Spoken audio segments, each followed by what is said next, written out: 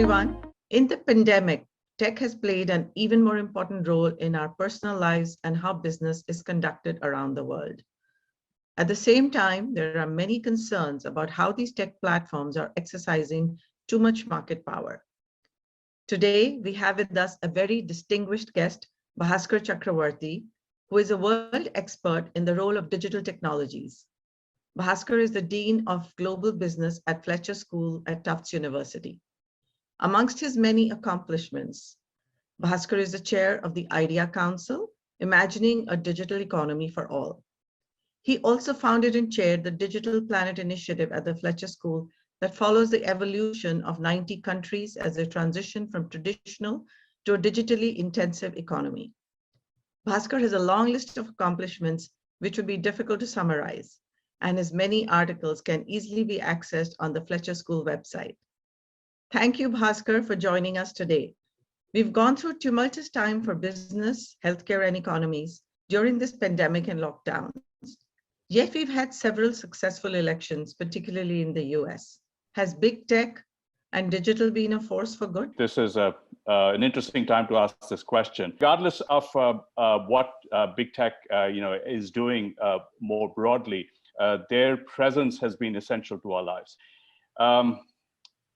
And I think the larger question, of course, now is that in addition to our enormous dependence on technology, not just big tech, but all kinds of technology. In fact, our embrace of technology has advanced by 5 years in the first 8 weeks of being in the kind of a lockdown mode in 2020. We have also gone through a massive reckoning of our relationship with big tech. And this past year, we've seen more pressure being put on technology and the big technology companies. And I think there's an interesting contradiction here. The more we rely and depend on it, the less we seem to trust it. And when I say we, the ordinary users and consumers of technology, and then the people you elect to kind of take care of us, politicians, lawmakers, and the regulators and other policymakers that they work with. So I find it fascinating. When you think about the various ways in which we love tech and at the same time distrust it, and the nature of this love and the nature of this distrust is different depending on where you are. It's dependent on different depending on how old you are. And some of us are extremely worried about what happens every time I put my finger on a piece of glass and the data that's being generated and how that's going to be used.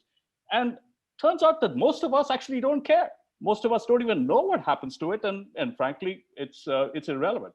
So just trying to understand the nature of technology and its impact on our lives is still evolving. No, actually, that's the most important point: trust. So, for instance, if you look in countries like India, rural India in particular, there is so much dependence on social media, and actually, that has become the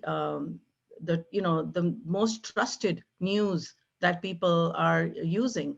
And so it goes back to the question: should these big tech platforms be seen as pipes, which is pass through of information, or should they also have responsibility for content? Yeah, I think it's a great question. And this is, of course, another one of those contradictions that we are still trying to wrestle with. So, coming back to the example of India, as you mentioned, the social media platforms have been the primary source from which people have got information. It's actually more than information. If you look at the studies that have been done on how children are educated during a lockdown, the biggest channel for education was actually WhatsApp. So if you think about it, in the absence of WhatsApp, these kids, already their education has been degraded, but it would have been degraded even further. So it's interesting to think about, that whole process of should we now be asking WhatsApp to maybe break down the content in different ways? Are we holding WhatsApp or its parent company Facebook? Are we holding them responsible for the quality of the education material that's coming through? And more than just educational material, we are of course concerned about the way people are getting information about the pandemic, how to respond to COVID. And whether to get vaccinated or not, what kind of remedies are effective. And there's a whole bunch of information coming at people. Some of it is good, most of it is actually not good. And from a public health standpoint, that can be kind of dangerous. In fact, it is dangerous. So should we be holding Facebook, WhatsApp, Twitter, YouTube responsible for the content that's coming through? At one level, yes, because at one level, these are now the primary sources of information and media that we turn to. And just like any other source of information, whether it is a source like an encyclopedia or media like the New York Times, Washington Post, Indian Express, we expect them to maintain certain editorial standards. So if these platforms have de facto become that media, particularly for people who are new to the internet, particularly for people who don't really have lots of alternative places to go to, then I think there is a reasonable argument to make that these platforms should be held responsible for the content. Now, at the same time, you can't go too far with restricting and putting controls on what kind of content comes through, because the internet as we know it right now developed because there were no such controls, because people were allowed to put all kinds of good stuff, good, bad, or indifferent, on these platforms. And then over time, we developed a kind of a user-generated set of intelligence, which we all benefit from, including, even going on a search bar, whether it's Google or DuckDuckGo or any of the others, we are doing searches more efficiently, or we're getting to a place like Wikipedia, and our kids are getting better information from a place like Wikipedia because of user-generated content that has come through largely uncensored and unfiltered. So again, it's a question of balance. It's a question of recognizing there's a contradiction and then having the wisdom to figure out where to draw the line. And that is really what we're trying to sort through. If companies are not taking responsibility and governments are not doing enough, so how should it be handled going forward? Is it the consumer then who has to take responsibility and not believe everything? How would you recommend striking this balance? Well, ultimately, you could say, well, it's up to the consumer. You guys need to be responsible consumers of products, but that's not realistic. It's unfair to expect consumers to shoulder the responsibility, particularly because the consumers who are more vulnerable to bad information or misinformation or corrupted content are also the ones who are new to the system. So we can't expect them to take responsibility.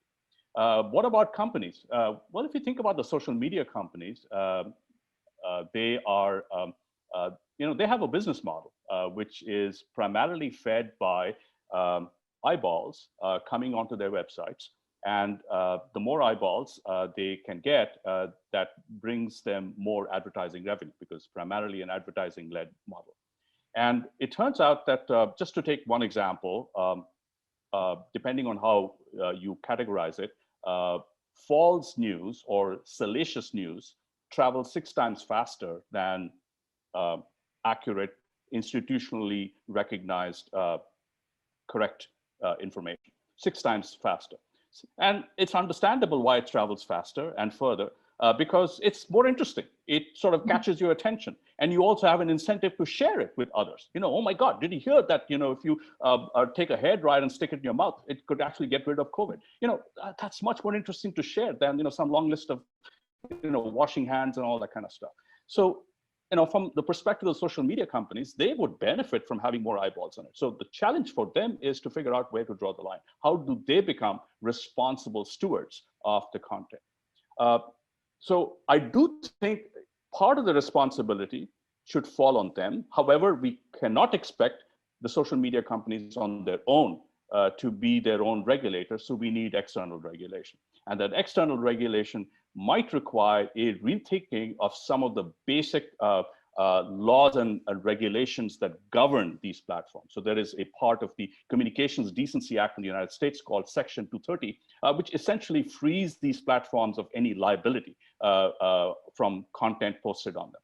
That needs to be rethought. It doesn't need to be taken away altogether, but that needs to be reformed. And even the social media platforms, many of them, certainly companies like Facebook, agree that there needs to be a reconsideration of that law. Now, there's one more point, which is some parts of the world have actually gone ahead, and they have basically said the government itself is stepping in, regardless of what the US laws and regulations are. The government is stepping in, and they are saying, okay, if I think there's something wrong with your content, I'm going to ask you to take it down. Good example, India. India has set some pretty strong rules in terms of what content is going to be allowed on major social media platforms, and if it violates them, then, or somebody makes a complaint, then you have to take it down. Now, I think that's kind of worrisome as well, because you wonder whether the government has an axe to grind, if the government itself might have an agenda. It's not just the Indian government, any government. So do I entirely trust big government, or do I trust big tech?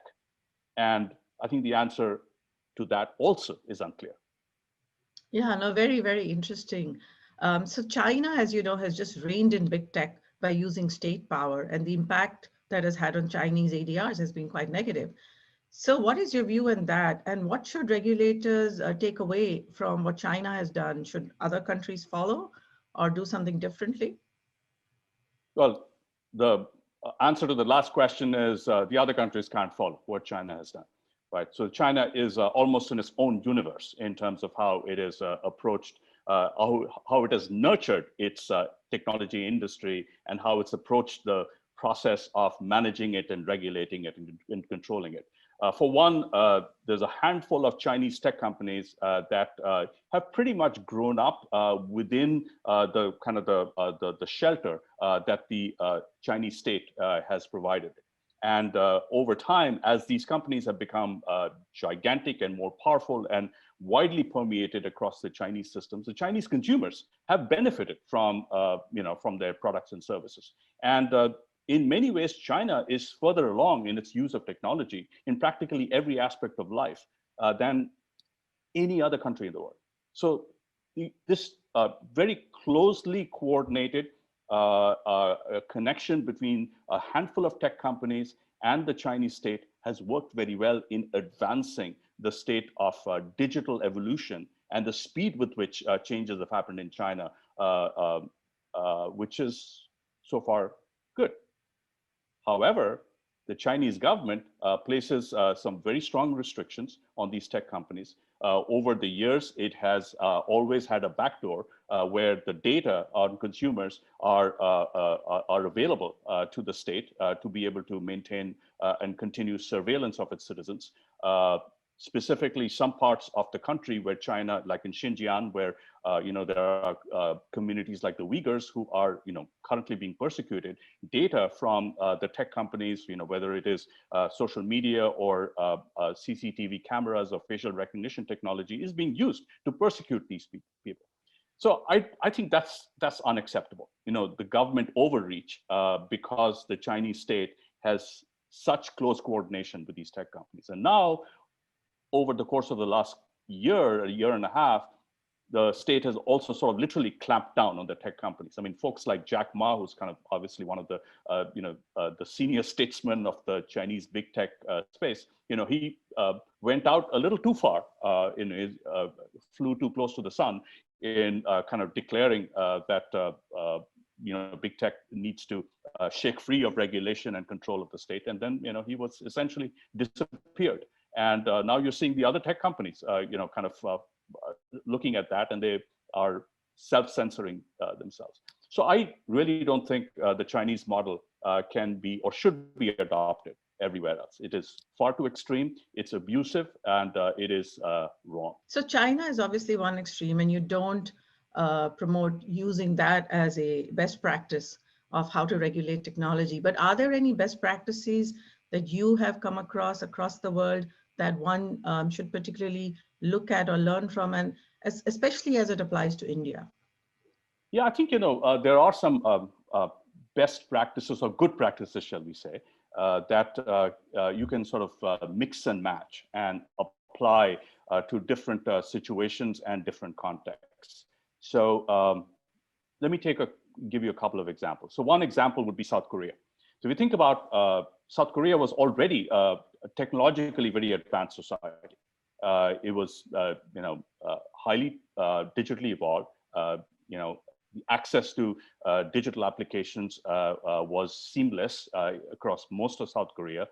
It is one of the most broadband enabled countries. Now, when COVID hit, South Korea was very fast in using that technology infrastructure in managing its response to COVID. But basically, it took data from practically every source that people would go to, whether it was on your smartphone or whether your credit card purchase, obviously recorded on a database somewhere, or a CCTV camera on a public street, and a variety of other ways, social media activities and so on. All this data was collected and triangulated, and along with data on your exposure status, on data on whether you tested positive or negative.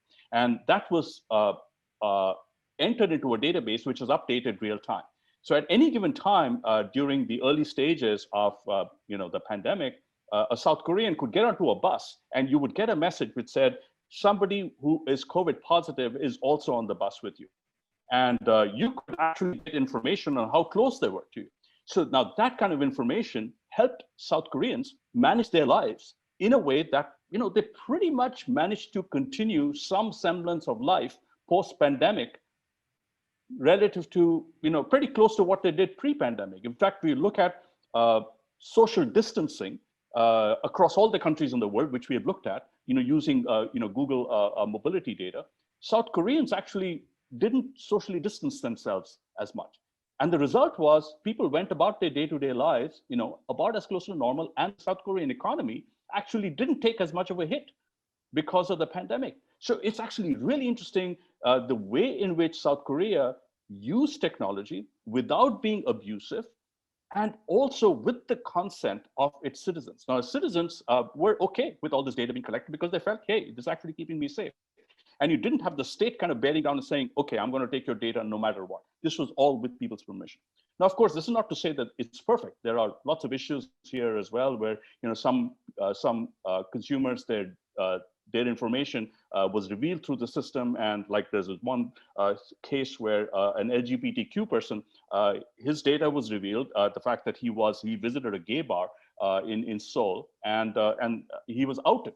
Now that's a violation of privacy, and there were some concerns around that, but largely it sort of worked. So I think this way to use technology in a sophisticated way for normal day-to-day use, which South Koreans were great at, but then during a global emergency like COVID, is, I think, a powerful model for us to think about as we look ahead. What is your view on data localization in India and the rules that the Indian government is putting in place for content as well as data localization?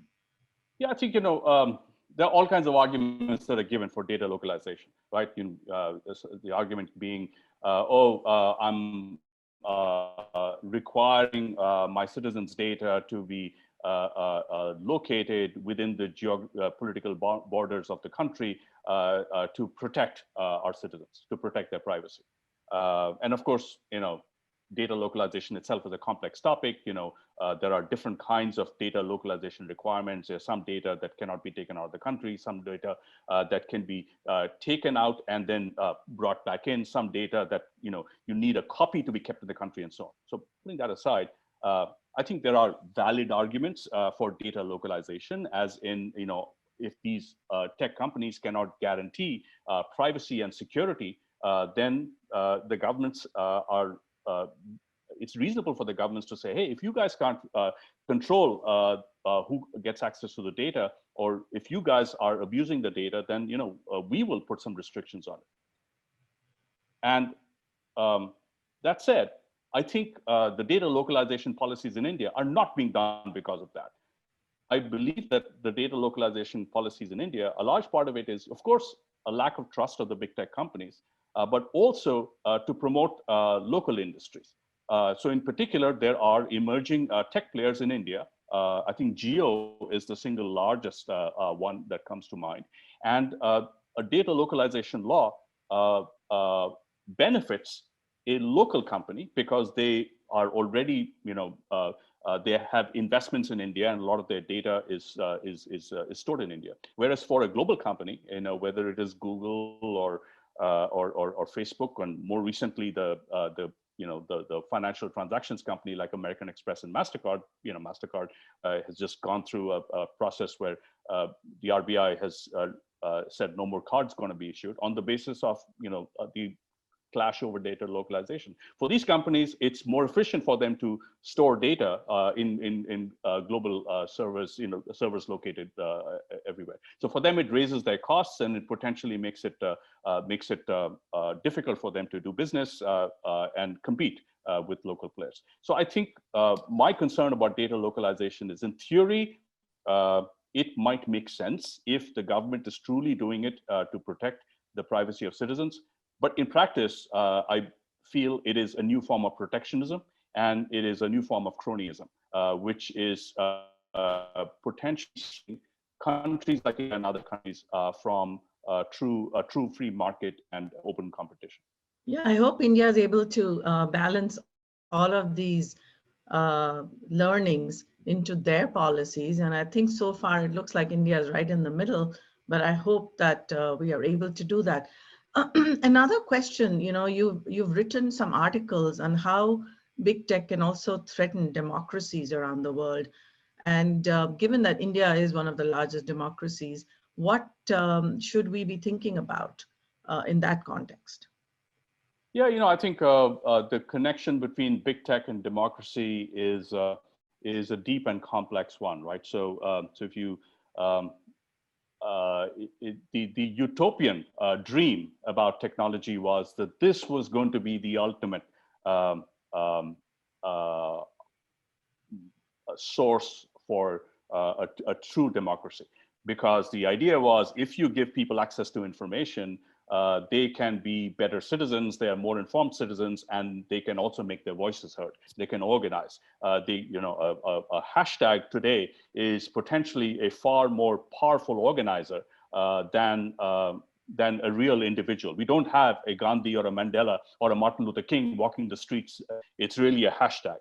Hashtag Black Lives Matter, and boom, we have people march across the country, or hashtag pick your own cause. And it's become a powerful way to be an expression of democracy and a lever for democracy.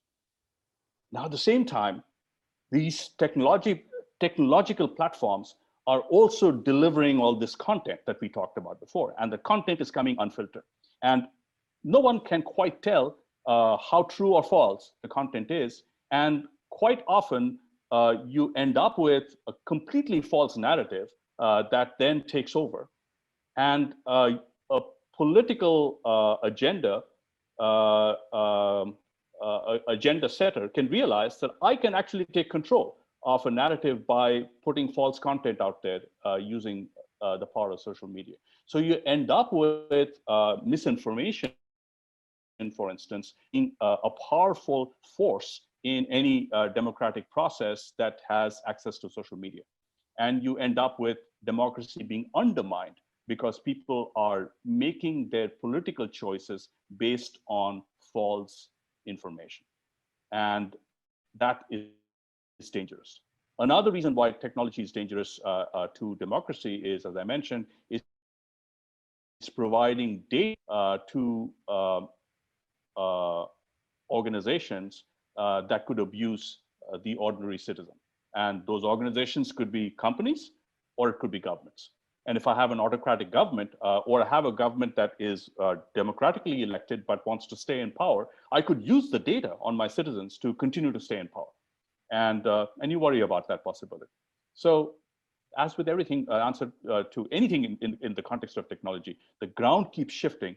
There's good with the bad, and we have to figure out how do we thread that needle. Given all these forces, Bhaskar, what do you think a decade from now, big tech is going to look like?